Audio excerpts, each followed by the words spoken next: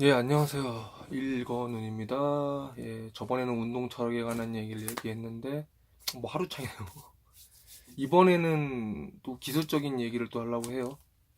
고반복 훈련은 꼭 근비대에만 필요한 훈련일까? 아니면 뭐 지구력 향상에만 필요한 운동일까? 라는 주제를 통해서 하려고 해요. 제가 뭐 작년 10월 달에 허리 정말 크게 다쳤어요. 추간판 3개가 그냥 터져가지고 나와버렸는데, 그래서 전 지금까지도 재활 훈련을 하고 있어요. 근데 그래서 하체 같은 경우는 특히나 고반복 훈련 위주로 하고 있는데, 하다 보면서 든 생각이, 물론 전부터도 알고 있던 내용이긴 했는데,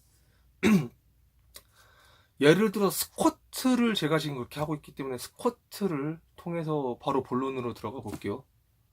스쿼트를 하면 일단 주로 쓰이는 주동근은 대퇴근이겠죠. 하체 근육.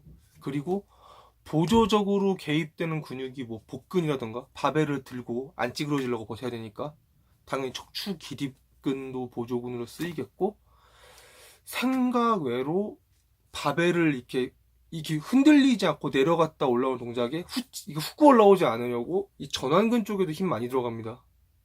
바벨 이렇게 잡으려고. 보통 그 정도로 저는 생각을 하는데, 그리고 사실은 뭐 전신 근육 다 써요. 스쿼트 할 때는 다 있는데 주로 쓰는 것만 이 정도로 요약을 한 건데, 보통 대퇴를 단련하기 위해서는 저는 30회 정도를 고반복의 기준으로 잡거든요.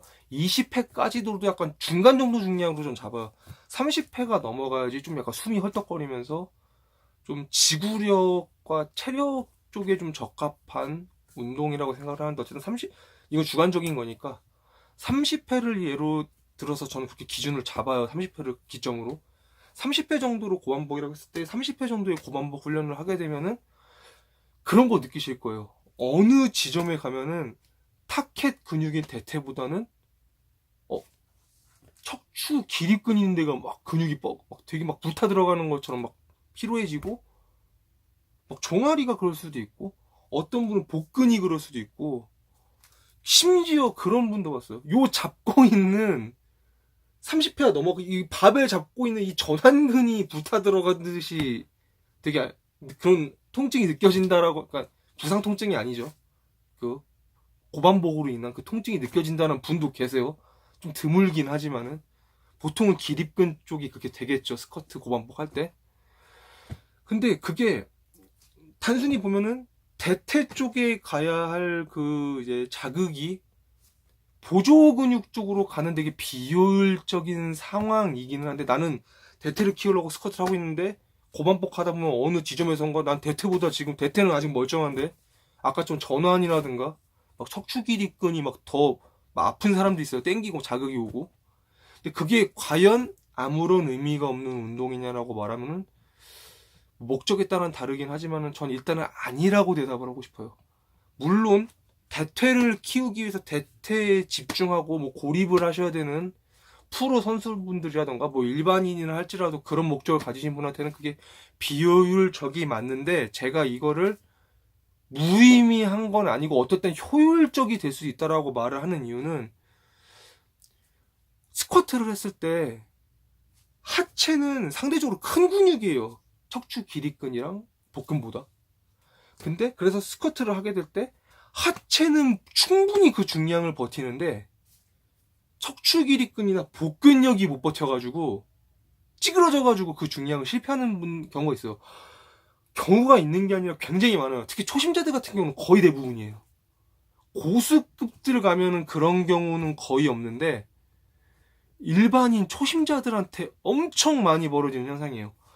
주동근, 타켓으로 하는 가장 힘을 많이 쓰는 주동근보다 보조근의 힘이랑 운동신경이 너무 떨어져가지고 실패하는 경우 있어요. 스쿼트뿐만 아니라 벤치프레스에서도 많이 보여요. 흉근은 충분히 버티는데 요 전면삼각근, 작은 근육이죠. 흉근에 비하면 여기가 털리거나 삼두근이 먼저 털려버려가지고 더 이상 벤치를 못하는 분들 계세요.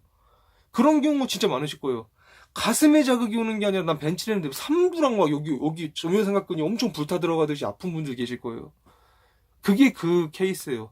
작은 근육이 내가 지금 움직이는 제일 큰 근육이 움직여야 하는 주동근보다 운동신경이라던가 지구력, 힘이 더 딸려서 그런 거예요. 그래서 스쿼트로 다시 넘어오자면은 고반복 훈련은 이제 눈치채신 분들 계실 거예요. 약점 훈련이 될 수 있어요.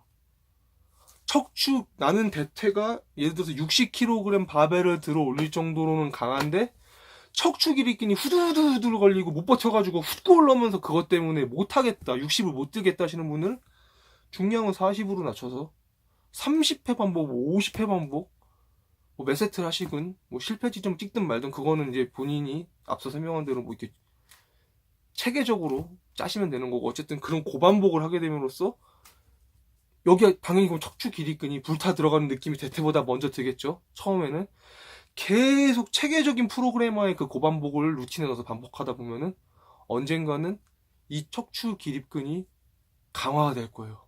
그러면은 당연히 옛날에 30회만 했어도 40개 갔다가 털리던 기립근이 언젠가는 40kg 갔다가 50회를 했는데도 멀쩡해가지고 3세트까지 할 수 있게 되는 기립근이 되면은 당연히 60kg짜리 스쿼트를 했을 때 더 이상 예전처럼 척추 기립근이 먼저 붙어 들어가는 느낌이 들고 후들거려서 꺾여가지고 실패하는 일은 일어나지 않겠죠.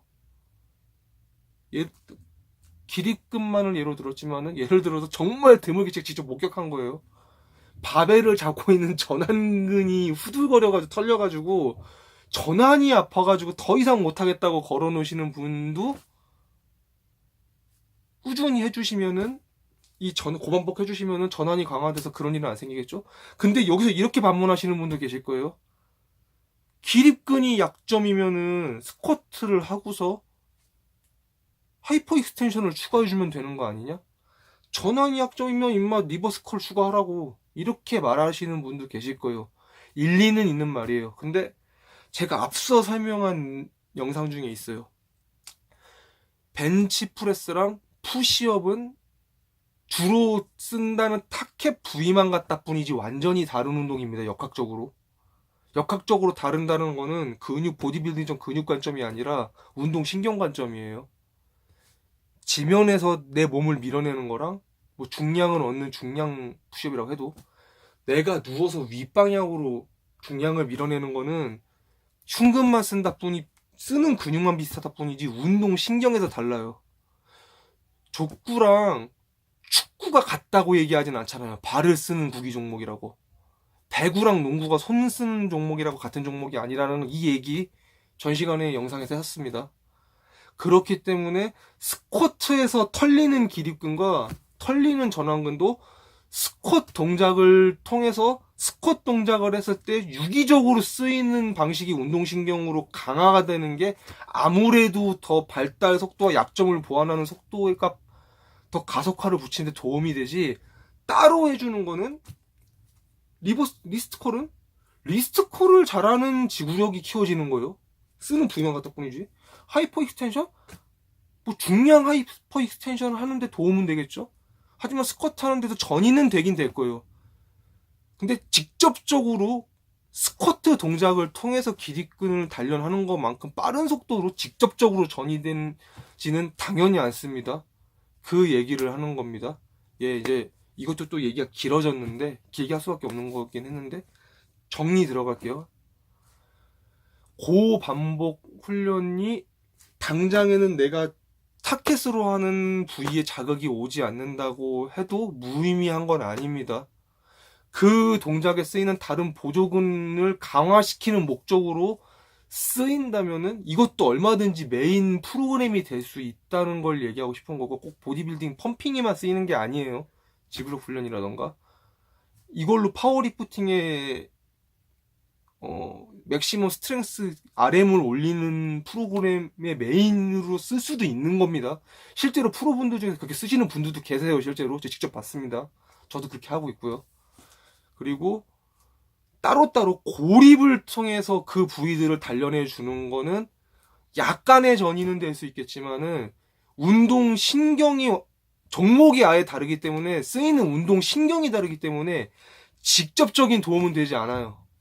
직접적은요. 간접적으로는 될 수 있지만은, 그렇기 때문에 고립 훈련으로 그 약점을 보완한답시고 껴 맞추는 거는 보디빌딩 관점에서는 모르겠지만은 기능학적 관점에서는 큰 도움이 되지는 않습니다. 고립은 고립일 뿐이에요. 리스트컬은 리스트컬이고 하이퍼 익스텐션은 하이퍼 익스텐션일 뿐입니다.